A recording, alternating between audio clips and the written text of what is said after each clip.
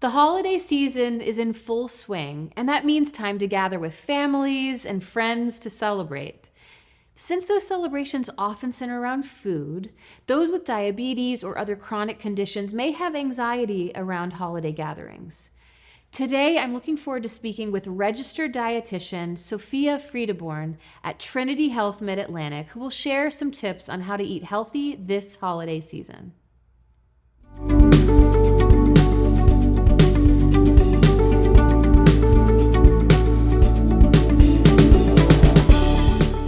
So Sophia, thank you so much for joining me today. I'm really looking forward to getting some tips for myself and sharing tips with our viewers. Can you first maybe start off and tell me what mindful eating is? I've heard so much about this, and I know it can hopefully help us this holiday season at gatherings. Yeah, Adrienne, sure. And thank you also for having me here. I'm also excited to be here and share some pieces about nutrition. Awesome. Mindful eating is really a practice that helps us to reconnect to food in a meaningful way. So we're not just taking our food for granted, eating it, and then also becoming miserable around certain negative thoughts around that food then, right? Mm-hmm. That it's junk food, or that it's, this is going to totally throw me off the rails, right? It's just about being more intentional, figuring out a good balance between, healthy and some unhealthy, maybe some pleasurable foods, right? Mm-hmm. Food is really complex, and a lot of people don't always have the best relationships with food. Absolutely. So it's also kind of about building a better relationship with the food that we're eating. Sure. And I know that can be particularly challenging during the holidays because everything seems to be centered around food. And like when you talk about mindfulness, I think it's hard for a lot of us, even if maybe the other 8 months of the year we're very mindful eaters, then all of a sudden the holidays come and it's like this activity centered around food and alcohol as well, right? It becomes a big part of the just kind of, just the routines and the traditions is the word I'm looking for. So do you have any tips for maybe taking ourselves out of those sorts of scenarios and, think about what we're eating? Yeah, absolutely. So there is a practice that I was actually taught when I was in my undergraduate degree, and it's something that I have actually seen circulating now on social media. So kind of happy about that, actually. Cool. But it's a practice where when you sit down for the table, either with friends, family, or even with yourself, you think about all the people that it took to get this food to your plate. Right? You're thinking about the farmers, the harvesters, the cleaning and sanitation staff, warehouse staff, transportation staff, grocery store employees. I mean, the list goes on and on and on, right? And when you think about how massive that is, right, it really helps you to be even more grateful for the food that's nourishing you at that time. And also seeing that food as being something that's nourishing you and not just something I'm eating, right? Like shoveled in and exactly. It is nourishment, right? It's what's providing our bodies with the energy that we need to go on a walk after, right? Or maybe, maybe not even going on a walk, but also our brains, right? Our brains require nourishment to properly function. So that's something to think about too. You mentioned going on a walk. Would you encourage that maybe that's something that we, like, say we're on a fitness regime, like we're trying to get healthier, looking towards the next year, like how can we incorporate our families into more healthy practices? Definitely. I mean, holidays too are such a great time to kind of start up maybe some new traditions. And those are the times that we're together with our family most often, right? Some people don't have chances to be with their families outside of holidays. So holidays are a great way to encourage your family to kind of get up and do something together, right? Whether it's like a dance off or, maybe it is a 10-minute walk around the block post Thanksgiving dinner, right? You've got the runner families too, right? So that's also something that can be started, but I know that that's not going to be for everyone, and there's no pressure to, be a runner family. It's more so just having some activity involved in the holidays is absolutely a great way to kind of bond with the family, make sure you're getting your active minutes in, and maybe even have the plus side of spending some time outdoors, right? That fresh air. I know, you're inspiring me. Maybe this is our year that we'll do the turkey trot. Those are so motivating. It's not for everyone, but it can be a lot of fun. Some people have a great time doing it. So I always say, until you try it, don't knock Don't it. knock it till you try it. I love that. So could you tell me what is the 80-20 rule and how can I put that into play or help my family put that into play this holiday season? The 80-20 rule is kind of, I mean, I see this, it kind of goes across in most areas of life also, like 80% purpose, 20% fun. But in terms of nutrition, right, we really want to focus on 80% of the way that we're normally trying to nourish ourselves in a healthy way, right? The ways that we're trying to eat healthfully or mindfully.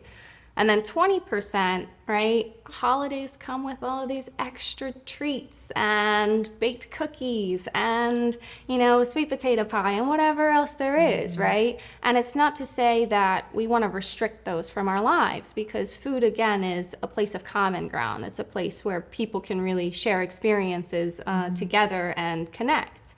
So it's not that we want to take that away, but we do want to be careful with how much we're kind of having in that time frame. So 80% how you normally eat, making sure that your plate is filled with a protein, some non-starchy vegetables, and a carb. But then also, right, allowing yourself some space to have some of those sweet treats that you don't have all the time, and fostering a more healthy relationship with those things. Because a lot of times when we're too restrictive and we say, I can't have any of this stuff for the holidays, then all of a sudden, maybe everybody else went to sleep and you're still up and you go to the fridge and you're like, well, I didn't have any during dinner, but now it's like, oh, I kind of want some, right? And then you might overindulge. Yeah, that Yes. seems like a likely formula. Yes. So that's a good tip to kind of approach your day and your holiday season with that 80, almost like a pie chart, or Yes. we could say like a Yeah, pumpkin like pie visuals. visual. I like to give people an idea of Yeah. how much, really how much matters in this, right? Is that 20% going to be detrimental? Absolutely not, right? And denying yourself, like you said, might lead to binges or What would you say to our viewers, and I'm curious for myself too, what are some common pitfalls that you notice for people trying to eat healthy and then when the holidays come? Yeah, there's a lot, right? There's more temptations around during the holidays. There tend to be more gatherings where there's food offered at events, and maybe that food doesn't fit into the current diet that you're following, which I'm not necessarily saying I recommend people follow regimented diets or specific diets, but your own dietary pattern, right? What matters in your lifestyle. And so there's always that extra temptation. People are going to parties that have those long buffet tables with endless amounts of things that you can try, right? And we can try them, right? But we don't want to overdo it. So I recommend for, stimulus control purposes, maybe you stand away from the buffet table. Maybe you bring your own healthy snack with, and maybe you also share it with others and say, I'm doing this whole new healthy kick or something, and I feel really good about this, right? Being an influence and showing other people how some of those healthy changes that you've maybe made to your lifestyle already have helped you feel better. Yeah. And so that's one thing, right? Second thing is that alcohol tends to be more prevalent in these times. We tend to socialize and come together over alcohol a lot of times. And alcohol not only provides a lot of calories, but it also lowers our inhibitions, right? And so unfortunately with alcohol, there's the tendency for a lot of food cravings to follow alcohol too, or immediate wants to kind of be way more pressing in the front of your brain than some of our long-term goals, right? And so we kind of can easily start to forget about some of the reasons why we're trying to eat in a certain way, or why it's important that we maintain some of our dietary patterns. So that's another thing. So watching that maybe will help us keep close to like those goals, whereas you would tend to forget. Yeah. And then I heard kind of some of your mindful tips coming back in when you said, maybe stand a little bit further from the buffet table, or the snacks all laid out. That could lead to mindless eating as well. Definitely. Oh, well, this is so inspiring, because I know the holidays can be hard for a lot of us, and I know it's a time where you feel extra joyful and sometimes extra lonely, and that can also, I don't know, in your experience, do you find that like heightened emotions might lead to some eating? Yeah, definitely, right? I mean, family can also sometimes come with stress, right? So that's an aspect that we also kind of want to think about. Not everybody has, super cheery family dynamics. Sometimes there might also be, in some cases, there are definitely families who might shame people for the types of foods that they choose to eat. Or, why are you trying to do this healthy stuff? It's not going to make a difference, right? Because they might be set in some of their ways. So I think that it's also important to recognize that we are all individuals and we get to make our own food choices. And obviously influence happens, right?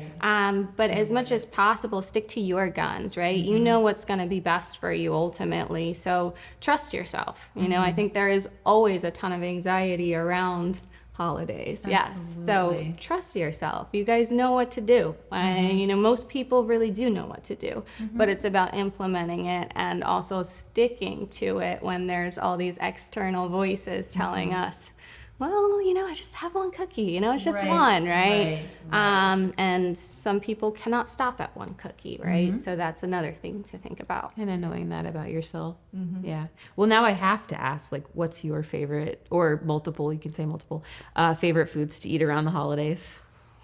So I come from a German family, and we always have dumplings and red cabbage. And I love dumplings and red cabbage. So they're German dumplings, potato dumplings, I guess you would say. I didn't want to confuse people because there's the Asian dumplings as well. Absolutely. Very different cuisine.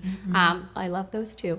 But the potato dumplings are one of my favorite foods. And trying to think about, I like green beans a lot, honestly. My mom makes them again with a special German seasoning. I love these traditions. This is so cool. Yeah, but I will say holidays aren't super big in my family, but we have a small family, so we try to again still cook a really nice meal together, spend time together, and create our own traditions together too. That's wonderful. Yeah, I love the element of tradition, and just hearing about that's so neat. I'm gonna have to look that up, the German dumplings.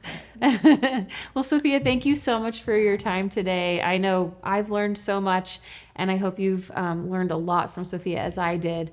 So definitely check out the Trinity Health Mid-Atlantic blog for more tips from Sophia and other registered dietitians on eating healthy during the holidays. Thank you so much for joining us, and I'll see you next time.